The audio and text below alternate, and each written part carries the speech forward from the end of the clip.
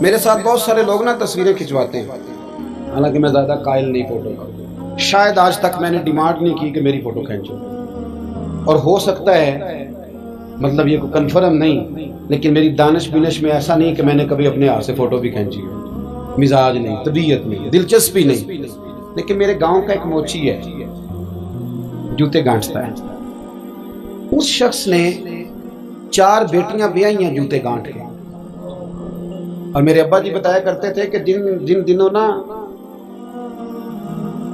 دھیلا چونی جوتا گانٹنے، اب تو جوتے کوئی گنڈواتا ہی نہیں، اب تو گانٹنے کا رواج نہیں، اب تو بچے نئے لیتے ہیں، تو جوتا گانٹنے کے لیے جب اس کو دیتے تھے تو چونی اگر اس کی ہوتی تھی نا تو اس کو کہتے تھے نا روپیہ تو رکھ لے، تو کہتا کیوں رکھوں جی، میری چونیاں تو میں نے چونی لے لی، اور ناراض ہو جاتا تھا۔ 4 بیٹیوں کی شادی کی ہے اس نے، پھر اللہ نے اسے عمرہ بھی کرایا، اور آج بھی وہیں بیٹھا ہے۔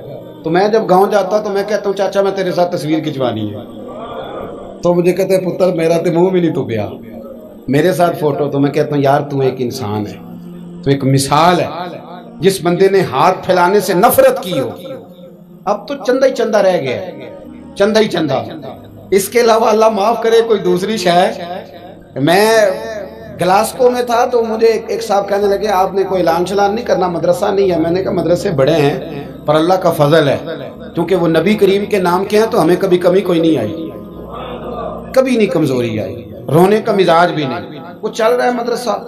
تو میں نے کہا آپ کیا سمجھتے ہیں جو یہاں آیا ہے وہ چندے لے نہیں آیا ہے؟ کیا مزاج آپ لوگوں نے بنا لیا، اس سے نکلیں۔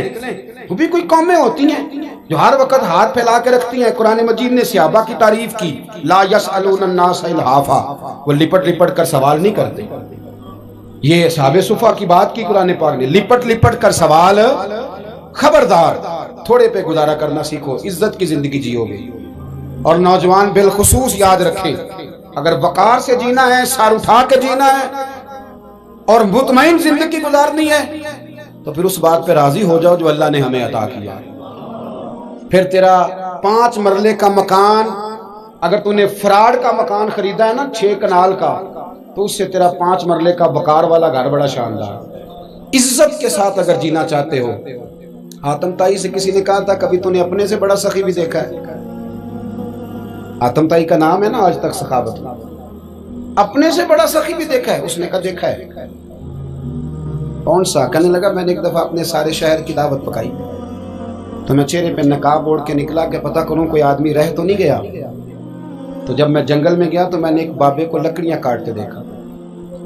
سب لوگ اس زمانے کے جتنے پڑھے لکھے شعراء ادیب سب میں نے بلائے، بابا لکڑیاں کاٹ رہا تھا، توجہ ہے میری بات پر؟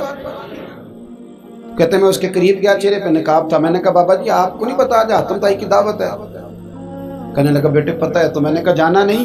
کہتے بابے نے عجیب جواب دیا، کہنے لگا مجھے نا اپنے ہاتھوں کی کمائی کا چسکا لگ گیا۔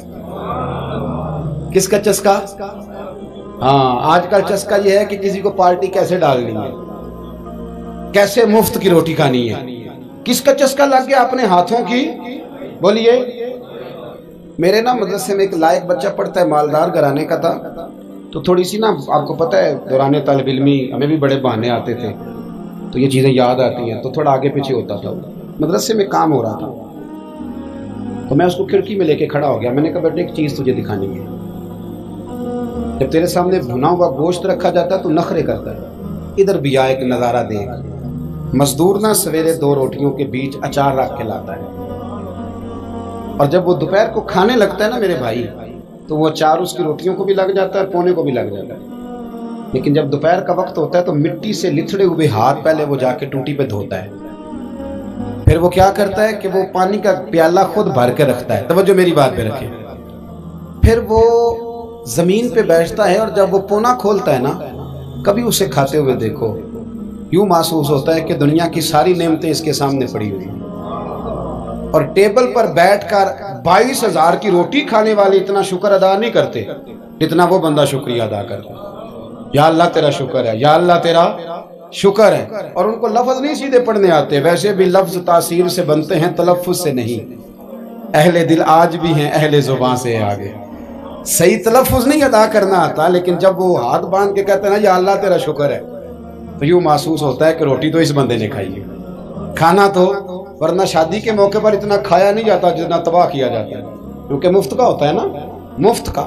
تو یاد رکھیں محنت کی کمائی ایک حسن ہے، ایک وقار ہے۔ وہ جو بندہ 50 لاکھ روپیہ مہینے کا یا سال کا کماتا ہے وہ تو دیکھتا بھی نہیں بیچارہ پیسوں کو، وہ بینک میں آئے اور بینک سے ہی ساری زندگی اپنی دولت دیکھ سکتا، لیکن جو 600 روپیہ دیہاڑی لیتا ہے نا، اس کو جب شام کو ملتی ہے تو 3 دفعہ ہاتھ صاف کرتا ہے اور 3 دفعہ بسم اللہ شریف پڑھتا ہے، اور پھر وہ جیب میں ڈالتا ہے، پھر وہ حساب کرتا ہے کہ 50 کہاں لگانے ہیں، 60 کہاں۔ تو خودداری سے جیو، باوقار رہو گے، باعزت رہو گے۔ حاتم طائی کہتے ہیں مجھے کہنے لگا کہ مجھے ہاتھوں کی کمائی کا چسکا لگ گیا، اب مفت کے دسترخوان پر مجھے مزہ نہیں آتا۔ تو کہتے ہیں میں تو بس اس کا فدائی ہو گیا۔ جب میں واپس آنے لگا تو اس نے مجھے آواز دی، میں واپس پلٹا تو کہنے لگا بیٹا آپ بھی دعوت پہ جا رہے ہیں؟ میں نے کہا تو اس نے مجھے 5 دینار نکال کے دیے، کہنے لگا یہ لے جاؤ، حاتم طائی کو نہ دینا، وہاں جو آدمی لنگر پکا رہا نا اسے دے دینا، یار بڑے بڑے لوگوں نے روٹی کھانی ہے، چلو میرا بھی حصہ پڑ جائے گا۔ تو حاتم طائی کہتے ہیں میں گھوڑے سے گر گیا، چہرے سے کپڑا اٹھایا اور میں نے کہا بابا میرے سینے سے لگ، میں تو امیر ہو کے سخی ہوں نا، تو غریب ہو کے بڑا سخی ہے۔ آج سمجھ آئی ہے تیری سخاوت کی۔ پڑھیے نا حدیث پاک، حضرت انس بن مالک کہتے ہیں ایک شخص نے آ کے کہا یا رسول اللہ کچھ دیجئے، حضور مجھے کچھ بولیے، اور میرے محبوب کا دروازہ وہ ہے کہ جہاں سے کبھی کوئی خالی گیا ہی نہیں، حضور کچھ دیجئے۔ تو نبی کریم علیہ السلام نے آج الگ بات کر دی، فرمایا تیرے پاس کچھ بھی نہیں؟ اس نے کہا حضور میرے گھر میں ایک پیالہ ہے اور ایک کمبل ہے اوڑھنے کا۔ اتنا غریب کو بندہ اس وقت بیٹھے محفل میں جس کے گھر میں ایک ہی پیالہ ہو؟ جو چپ ہے ان کے بارے میں کیا نظریہ اختیار کرو؟ کوئی ایسا غریب جس کے گھر میں ایک ہی پیالہ ہو، صرف ایک ہی کمبل ہو، لیکن یہاں بیٹھے میرے سمیت ہر تیسرے بندے کو آپ پوچھ لیں کہ حالات کیا ہیں تو کہے گا دعا کرو، بڑی مشکل ہے۔ اتنا غریب کوئی بندہ موجود ہے، لیکن آپ کسی کو پوچھ لیں وہ کہے گا جی بس دعا کریں۔ کوئی ایسا پیر مل جائے جو مجھے اللہ دین کا چراغ دے دے تاکہ نوٹ کسی طریقے آ جائے، اور وہ نعت خاں جو کہتا ہے کہ کون دیتا ہے دینے کو منہ چاہیے، دینے والا ہے سچا، وہ بھی کہتا ہے پہلے 25,000 دو۔ کوئی تو سٹیج پہ تو کہہ رہا تھا حضور دیتے ہیں، اور یہاں جب تک تیرے اکاؤنٹ میں نہ جائیں تیرا کام ہی نہیں چلتا۔ عجیب تماشا ہے نا۔ ایک صاحب نے بڑی دور سے مجھے فون کیا، کہنے لگے ٹائم دے دیں۔ میں نے کہا جی میں آ جاؤں گا، فارغ ہوتا ہوں تو آ جایا کرتا ہوں، مسئلہ نہیں ہے، ہم اتنے بڑے لوگ ہی نہیں، آ جائیں گے۔ کہنے لگا جی آپ بتائیں مطلب اکاؤنٹ نمبر دے دیں۔ میں نے کہا یار آپ نے غلط جگہ فون کر لیا، میں نے تو بتایا کہ وہ تو بڑے لوگ ہوتے ہیں، تو ہمیں پتہ ہے اپنی حیثیت کا، انشاءاللہ حاضر ہو جائیں گے، آپ سے بات ہوگی۔ کہنے لگے نہیں آپ کو تو کچھ بتانا ہی پڑے گا، کچھ بتائیں کچھ بتائیں۔ میں نے کہا کچھ بھی نہیں، میں انشاءاللہ حاضر ہوں گا، اللہ نے مجھے توفیق دی ہے، میں شام کو بڑی زبردست کھانا اپنے بچوں میں اچھا بیٹھ کے کھاتا ہوں، ایک گاڑی ہے جس پہ سفر کرتا ہوں، اگرچہ مکان میرا 2 کمروں کا ہے، اور کبھی اللہ تعالیٰ نے میرے دل میں یہ تمنا پیدا نہیں کی کہ کوئی بہت بڑا ہو تو گزارا صحیح ہو، میں بڑی اطمینان بخش زندگی گزارتا ہوں، تو میں آ جاؤں گا۔ کہنے لگے نہیں تہاڈی مہربانی کچھ دسو۔ میں کہا 3 کروڑ روپیہ دے چاہے۔ کتنا جی؟ اللہ جانتا ہے ہنسانے کے لیے بات نہیں کر رہا، اور مسجد میں اونچا ہنسے بھی نہ، کتنے دیں؟ جی یہ تو آپ نے کیا کہہ دیا۔ میں نے کہا یار اگر میں نے اپنے لفظ ہی بیچنے ہیں تو اب میں 25-40 ہزار میں بک جاؤں، تو میں تو سمجھتا ہوں کہ نبی پاک کا فرمان بڑا قیمتی ہے، تو ریٹ لگاؤں تو میری حیثیت یہ ہو کہ 40,000 روپیہ، اگر میں نے بکنا ہی ہے تو کوئی ریٹ تو لوں نا۔ اور ویسے بھی میں تو سمجھتا ہوں کہ میں بڑا انمول ہوں، اس لیے کہ میں رسول اللہ کے دین کا نوکر ہوں، اور یہ غلطی ان کی نہیں جو بیچتے ہیں، غلطی ان کی ہے جو خریدتے ہیں۔ آپ لوگوں نے مارکیٹیں بنائی ہیں، آپ مارکیٹیں نہ بناتے تو کبھی مارکیٹوں میں اس طرح کی چیزیں بکنے کہ ہم نے ظلم کیا ہے، ہم نے زیادتی کی ہے، ہم نے یہ ماحول بنایا ہے۔ بہرحال بات دور نہ نکل جائے، واپس آتا ہوں۔ نبی کریم صلی اللہ علیہ وسلم نے فرمایا تیرے پاس کچھ نہیں، ایک کمبل ہے اور ایک، حضور نے فرمایا لے کے آ۔ یہ سرکار کا فرمان سیاستہ سے عرض کر رہا ہوں، اگرچہ امام جلال الدین سیوطی نے تفسیر در منصور میں تفصیل کے ساتھ اس روایت کو کئی طرق سے بیان کہا۔ ایک کمبل، یارو سوچو ایک کمبل جس بندے کے پاس ہو، ایک پیالہ، اس سے بھی کوئی غریب ہوگا۔ حضور نے منگا لیا اور بولی لگا دی، کون خریدے گا؟ ایک شخص نے کہا 1 دینار، ایک نے کہا 2، حضور نے 2 دینار میں بیچ دیا۔ وہ بولا نہیں کہ حضور 2 ہی تو چیزیں تھی، وہ بھی بیچ دی آپ نے۔ اللہ کے رسول نے فرمایا 1 دینار کا کھانا لے جاؤ اور 1 دینار کا کلاڑا خرید کے لاؤ۔ وہ لائے۔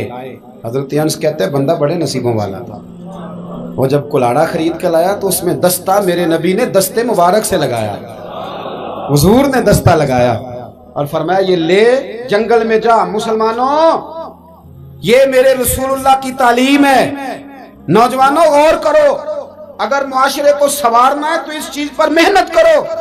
فرمایا یہ کلاڑا پکڑ، رسی پکڑ، جنگل میں جا، لکڑیاں کاٹ کے لا، کھا بھی اور کھلا بھی، پہن بھی اور پہنا بھی، جا۔ اور حضور نے فرمایا 15 دن مجھے نظر نہ آنا، جا کام کر، جا کے محنت کرنا اہل اسلام کا شیوا ہے۔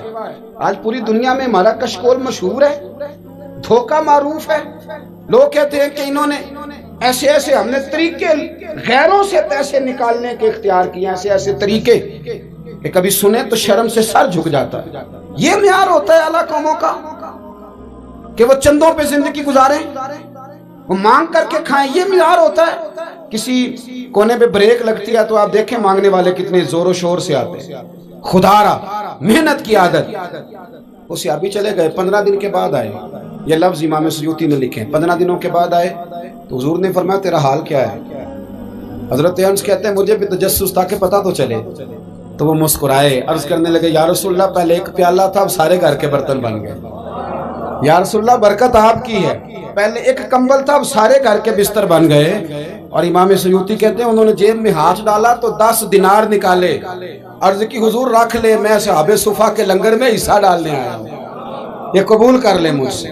مہربانی فرمائیں، مہربانی، خودداری سے جئیں اور تھوڑے پہ گزارا کریں۔